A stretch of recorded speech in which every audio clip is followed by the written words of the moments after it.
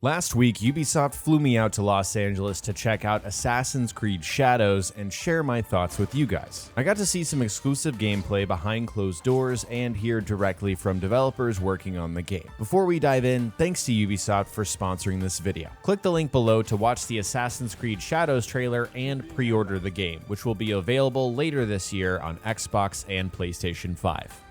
Press and creators like myself got to see a 40-minute presentation of AC Shadows, which included a little bit of background information, and then they narrated over a hands-off demo. Which, if you don't know, that means I didn't get to play the game myself, but someone who worked on the game played in front of us, kind of like a guided walkthrough. Before they started playing, they kicked things off with some background info on AC Shadows. The game takes place in 1579 during the Azuchi Momoyama period. For them, it felt like the perfect time period for an AC game because of the internal pressure and political turmoil at the time, but also because it was an age of beauty, culture, and hope in Japan. For example, it's the perfect opportunity for players to meet legendary historical figures like Oda Nobunaga or Akechi Mitsuhide. Then they focused on the dual protagonists, Naoe and Yasuke. The goal for Ubisoft Quebec was to offer two distinct experiences in terms of gameplay and their stories. Naoe's perspective is that of an agile shinobi. She's acrobatic and nimble, and she brings relatable motivations to the story. They also mentioned she's a natural fit for Assassin's Creed. She's the perfect archetype for an assassin. Yasuke's perspective is unique because he's a historical figure and an outsider to Japanese culture, one of the very few outsiders to ever become a samurai. He experiences the world through a different lens and discovers his own path along the way. And in terms of gameplay, he is a very powerful samurai. Naoe and Yasuke eventually become allies, but they each have their own intro missions leading up to that point, and Ubi mentioned there are some character-specific missions. But they built this game from the ground up with the idea that you can swap whenever you want, so it's not going to be a lot of either or. There's going to be plenty of opportunities to switch whenever you want. Finally, before showing us the gameplay, they touched on how important dynamic weather and seasons are for this game. The goal for them was to create gameplay experiences that feel unique and varied instead of everyone playing every mission the exact same way. And I think they focused on this so much because they did show that off 3 different scenarios in which they played through this gameplay demo.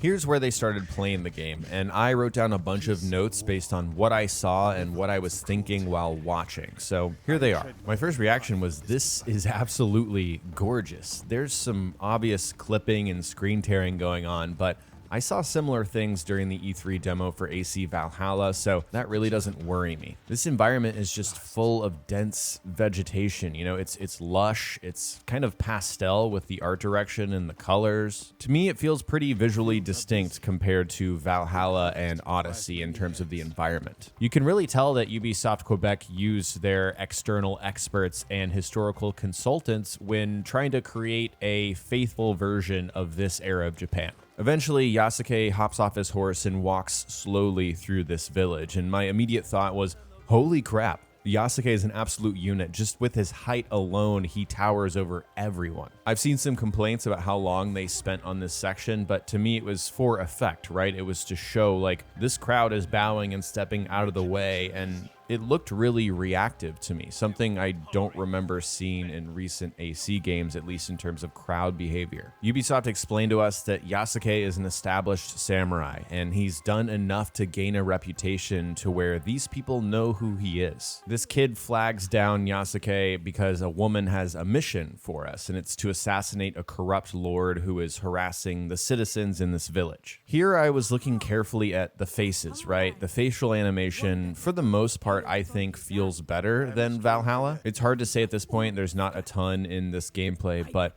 I think it's probably due to the fact that these are scripted sequences with pacing and you're not choosing dialogue options and slowing things down. Once we get the mission, I notice Ubi Quebec is using the same unguided mission structure we saw in Odyssey, where you get a couple of clues on where to go, but you really have to figure out what to do next yourself. As Yasuke is wandering around the village to look for his target, the crowd density here felt really impressive to me. That's something I've felt has been missing for a while because a lot of the locales for the past several AC games are very rural, they're remote, and so there's not a ton of people. And this right here, this feels like a proper village. There's tons of NPCs walking around and behaving realistically. Eventually, Yasuke finds his target, and we get this zoom in animation, and I don't know if I just need to see it more, but it feels out of place to me. I don't know, maybe I just need to get used to it. Here's where we get our first taste of combat, and Yasuke's fighting style is so aggressive that I heard audible gasps in the room. Clearly, Yubi wants you to feel really strong using this guy. He's just so weighty. He's like a brute force of nature. And I wrote down that he feels or looks similar to Connor or Eivor. During this fight, I noticed this carton of oranges just exploding on impact. And Yubi mentioned after their CGI reveal trailer that they worked a lot on destructible objects in the environment. You can really tell in this demo. It feels necessary to convey how powerful Yasuke really is. Moving ahead, Yasuke confronts his target and we get to see his katana in action. And while he does have mostly normal slashes and moves that you would expect, it feels like with every single move he has, he's just hitting as hard as he can. He's using his strength to his advantage. This boss fight feels like a traditional standoff, something you might see in a samurai movie, but it also reminds me a lot of the boss fights in Valhalla. Just visually, it looks very similar. The next audible gasp I heard from the room was Yasuke getting this absolutely brutal head chop to finish off his target. Judging from this first fight and this execution of our target, they're very clearly going for an over-the-top feel with their fantasy in this game. At this point, Naoe comes in looking like a traditional assassin taking out a target about to kill Yasuke, and we learn that this guy's boss is the daimyo nearby. But Yasuke says we need to send scouts to find his location. This pulls up the map where you can select an area to have your scouts scan for the target. And for me, this mechanic, it feels kind of shallow to the point where it almost looks like they faked it just to show you what it might look like because they're still working on it. I don't know, it just feels like maybe there should be a mission to locate my target and not just clicking a button to have my scouts randomly discover where he is. Here is where we get to choose between Naoe and Yasuke for this mission. And just like the gameplay you guys are watching, when I saw it played live in front of me, our demoist chose Naoe, which I was very happy about. Then the mission changes to nighttime so they can show off the new light and dark mechanics. Now there's a ton to look at here. Traditional eagle vision is back from Mirage. It looks like we'll be able to grapple from specific points to enter restricted areas, and we'll get to do acrobatic moves like this, which again, I was very happy to see. The next part that really impressed me was this proning through grass. In addition to taking out lights, it's another way we're going to use the environment in stealth. Movement in general is just like a breath of fresh air. I mean, the way that she creates this small window by, knocking out the light and then running up to assassinate this guy, the way she leaps and bounds over obstacles very quickly and recovers just as fast, it's just so much better than what we've had recently to me. Throughout this sequence, I couldn't stop looking at the cloth physics. I mean, her robes look really fantastic, and I know that matters to a certain section of people, and I am one of those people. It looks awesome. As she sneaks further in, we see the knockout mechanic that we now have. We have a non-lethal takedown that you can use on servants if you don't want to kill them. This next sequence shows off what it'll feel like to infiltrate a restricted area, just methodically turning out all the lights, assassinating enemies through paper doors and screens in the dark without being seen. I especially love this part where Naoe hides on the ceiling. And interestingly, in my demo, this wasn't a cutscene. My demoist hit the button and then hung on the ceiling in normal gameplay until this guy left, and then they jumped back down. The next bit that caught my attention was Naoe going prone and sneaking into this pool and then waiting and using the reed to breathe underwater,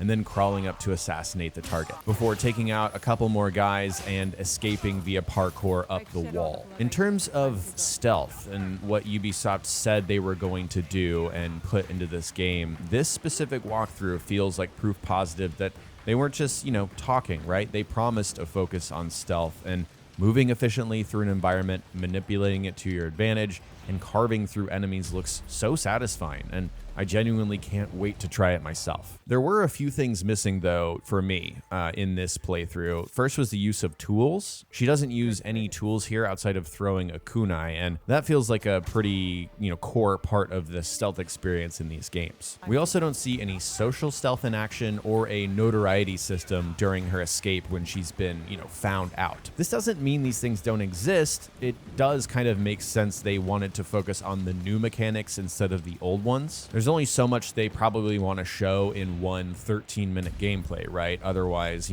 people are going to miss stuff. So hopefully they highlight those features and mechanics in the future. As I mentioned before, the main difference from the gameplay we saw at Ubisoft Forward and what I got to see behind closed doors is that they showed off 2 more ways we could have tackled this mission. One of them is a super aggressive daytime version with Yasuke where he just barrels through everything, and the other is a stormy daytime version with an aggressive but still kind of stealthy Naoe. Ubi sent me bits and pieces of both of those parts, so I'll show you guys what they sent me and I'll try to fill in the gaps as needed.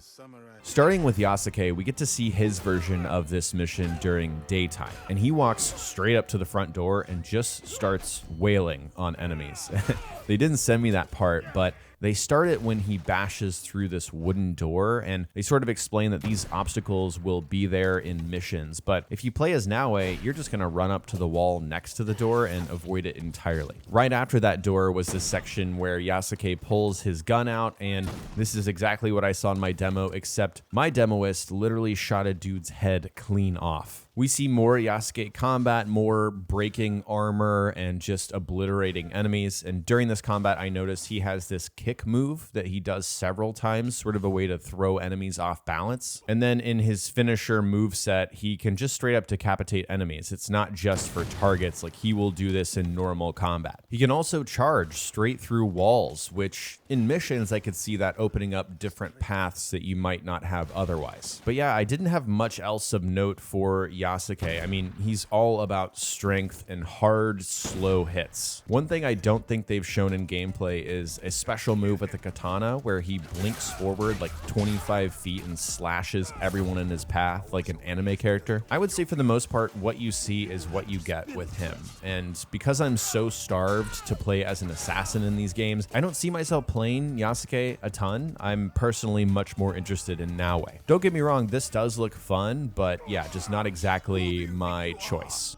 Speaking of, let's switch back to Naoe's second run of this mission. She takes a completely different path from the first version of this mission, which was kind of cool to see, and we get some great navigation bits that show off just how fast Naoe is moving. Now, of course, I'm really happy that Naoe looks this slick and cool when she's running, but my one gripe about parkour so far is that it looks really sticky, like she's magnetized to certain objects instead of carrying her momentum forward. Unity showed me that I do care when the animation are slick and stylish. That does matter, but I hope they can clean up the fluidity of how this looks before the game comes out. One thing I saw my demoist doing that isn't in this gameplay is more eagle vision. And just to confirm, you can use eagle vision while you're moving, similar to Assassin's Creed Mirage. Next up, they focus on the fact that Naoe can't assassinate large targets, even when they can't see her. I saw this happen with another enemy in the demo, and I found it a little weird considering the other things she can do, right? I mean, I hope there's a skill that unlocks that ability because yeah, she seems more than capable of taking out a big guy. Now, what really, made me sit forward and caught my attention was Naoe in combat. She's so acrobatic and flippy. I mean, I love what they're going for here. It makes sense. She probably weighs 100 pounds less than these guys. She's not going to beat them with brute strength, but she is quicker. She moves differently, and I feel like they communicate that really well with the animation. She also, similar to Yasuke, has this kick that looks like it's going to be really helpful in combat. Her other main weapon is the Kusarigama, this sickle, chain, and ball thing, and from what they've shown, it absolutely obliterates enemies in one-on-one, but it's also great against groups. I haven't seen gameplay where she doesn't absolutely destroy people with this thing. What we didn't get to see is just hidden blade combat, and guys, I cannot wait for that, because just with the animation quality they've shown so far in combat, just imagine the hidden blade only combat. It's gonna be really cool. Another clip I want to point out to you guys is her using the kunai, and you can see in the bottom left there's 4 tools, what looks to be the kunai, ninja stars, smoke bombs, and either a bomb, a poison bomb, or some sort of lure maybe here. Like I said, I was worried when watching the gameplay earlier that these wouldn't exist, but here they are. They just didn't show them off. I hope in the future that they do, because AC Mirage really got it right. It felt like that game got us back on track with how tools are supposed to feel in an Assassin's Creed game. I want to take a moment to talk about special moves, or I guess you could say abilities. First, we see this giant leap from Yasuke when he's hunting the first target, and then we see Naoe do this kind kind of 1,000 cuts move, I want to call it. The way these look and feel really reminds me of Odyssey and Valhalla. And I don't know, man, what doesn't work for me in those games is how often they yank the control out of your hands. It just feels like we're pausing the action for too long to watch an animation that honestly looks really cool the first, 1 to 2 to 3 times, but then it just gets old. It gets repetitive to me. What I do like about these though is the stylized approach, how the environment dims and the blood turns bright red. It's similar to the target killed scenes, except I guess the opposite because that's white. But the approach really reminds me of a Tarantino movie, and to me that's a good thing. While I am worried that the combination of finishers and abilities are gonna feel like it's just pausing too much and kind of grinding the action to a halt, I hope it doesn't feel that way in Shadows. There's definitely a possibility where all of this works and it's not really a problem like I'm saying it is. Okay, that's all the specific things I noticed, but let's talk broadly now. What do I think about AC Shadows so far? When the presentation first started, I was kind of blown away. I was like, this looks beautiful. This is exactly what I wanted it to be. And I'm, surprised by the crowd density and the reactions to Yasuke. And then the combat started and I was like, okay, this looks a little familiar, like pretty similar to Valhalla. And then we got to the stealth section and I was like, oh yeah, this is really what I want. I'm really glad they're going for this. But when I walked out of the presentation, I was a bit mixed, to be honest. And as I'm sitting here recording now, I'm still that way. I think I wanted to be just really blown away. I was hoping that this game would be a larger departure from the RPG trilogy, like the same kind of leap we saw from Black Flag and Rogue to Assassin's Creed Unity. But you don't need me to tell you it definitely isn't that leap. This is a refinement. This is a set of subtle changes from the previous 3 games with more of a focus on stealth. The way the characters move, the way the map looks, the way abilities work, just so many surface level things look very, very similar to Valhalla. And while I might not be the biggest fan of Valhalla, to be fair to this game, it all looks solid. It does. It just doesn't look different. And so far, that's, top of mind for me. That's really on my radar. One thing that absolutely looks different, though, is stealth. In fact, it looks pretty incredible so far, and that is important to me. The combination of the light and dark mechanics, the quicker parkour and grappling, the proning to the ground to, crawl around in the monkey grass, and traditional tools. I mean, there's a lot to be happy about here. When I see a gameplay demo like this, I tend to think in terms of mechanics because that's what they're focusing on. They're trying to show the what of this game. What is this game going to let you do? What kind of possibilities are going to be there? Outside of the stealth stuff, the answer to that question so far to me is a lot of the same. I think we already know what we're going to be doing in AC Shadows for the most part. I think the trick for Yubi, at least for me, is going to be telling us the why. The why is important to me. It's the emotional investment. It's the drive to push me forward and care about these characters and this story and what happens to them. Now, it is early days. That stuff is gonna happen. We're gonna have story trailers. We're gonna have more answers to that why question. But I don't think Yubi has shown me enough yet to get me to truly care, to get me invested. How is this game going to capture my imagination? Why should I get excited for Assassin's Creed 14, which is crazy to say. This is the 14th AC game. I might not even know the answer to that question yet, and maybe they're, just waiting to show us. But I do know for sure that this game takes place after Ezio. So we're not dealing with Hidden Ones or the Order of the Ancients. This is straight up Assassins Templars. And you know what? I want to see some Assassins Templars. So I really hope that through trailers or more gameplay, Ubisoft is able to put that conflict front and center. I want them to prove it to me further that this isn't just, similar to the last 3 games with some extra stealth mechanics. I want this to be an Assassin's Creed game. All right, guys, that's it for me. Once again, big thanks to Ubisoft for flying me out to LA and for sponsoring this video. If you haven't seen the trailer yet, make sure to check it out. And if you like what you see from this video, make sure to pre-order the game using the link below.